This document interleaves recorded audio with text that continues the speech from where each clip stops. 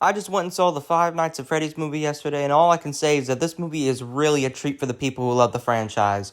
But if you are not a person who loves this franchise, I don't know if you like this movie, because there's not enough to make it seem like it's aimed towards a newer audience. It's just there to keep the audience the franchise is already made. But as a FNaF fan, let's just dive deep into this. But the first thing I just gotta say right now is the animatronics in this movie look stunning. They looked exactly like the ones from the games, the original game. They look exactly like just like replicas. They really took care of the original animatronics, and they made them really special in this movie. There were a few scares, but they wasn't very scary. This movie isn't really that scary, in my opinion.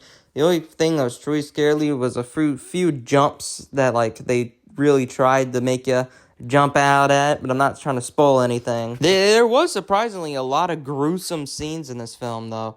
Although it was for PG-13 rated people, like, and up, it was really gruesome for some of the scenes. Although some of the characters in this film really just felt like they were there to explain what the fuck was going on, which I'm still not going to say who it is because I don't want to spoil anything, but they did change the lore a little bit for the movie, but it was kind of insane whenever they flipping brought out that big moment in the film. There is a big moment in the film where at near the end there is something that happens, and it's insane that I don't know why they would change it. But other than that moment, this movie has been like just an absolute fun treat for all the people who grew up with the franchise. Just watching it over the years grow up, and then all of a sudden just get this big busting film from Blumhouse is insane. They did a really good job with this film for the people who love the franchise. But the people who didn't really like the franchise, well, they're not going to start beginning to like Freddy Fazbear's because it's just not aimed towards them. It's aimed towards the franchise the movie already had. Like Jason Blum said, it wasn't aimed towards them. It was aimed towards the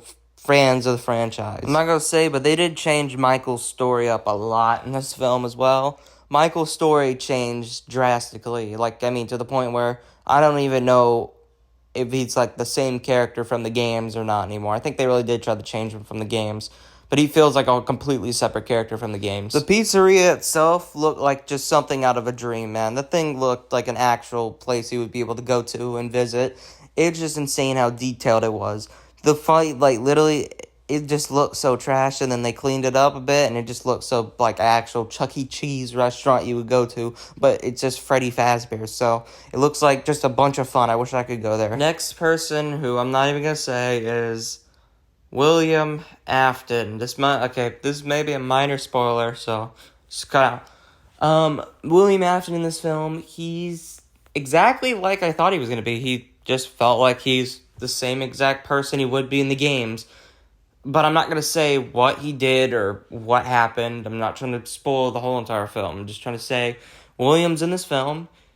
He, just like the games, it was a big surprise, actually. But there was a twist. There was a big twist, actually. And that twist kind of shocked me a bit. I didn't actually expect to see that twist in the film. I thought that it was just like a normal character until that twist happened, and I was surprised. The only thing I didn't understand is how Michael started pummeling a guy in the water fountain.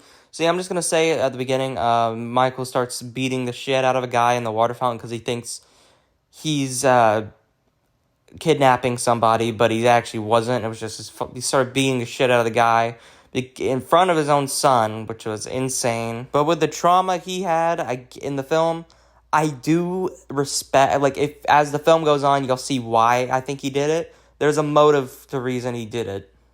And they kind of explore, like, this new thing where, I mean, I don't think they really touched up on it. I've never seen this in the games before, but I'm not going to trust. Okay, this is a spoiler, minor spoiler. Michael kind of has this, like, little dream state where every night he has the same dream.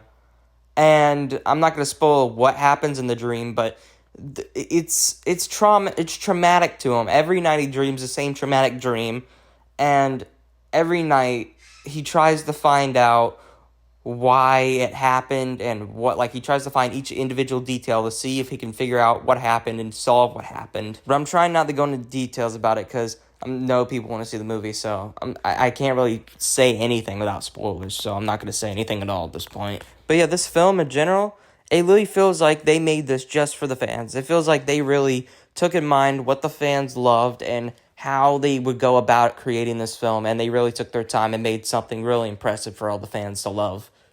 Maybe I might do a spoiler review maybe later this week if I have the time.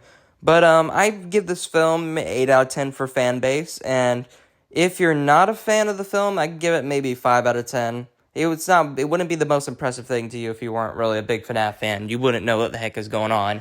But yeah, if you are a FNaF fan, this movie is definitely a treat to you. So go see it. This is an amazing film for all the fan base. And yeah, this is Mason signing out.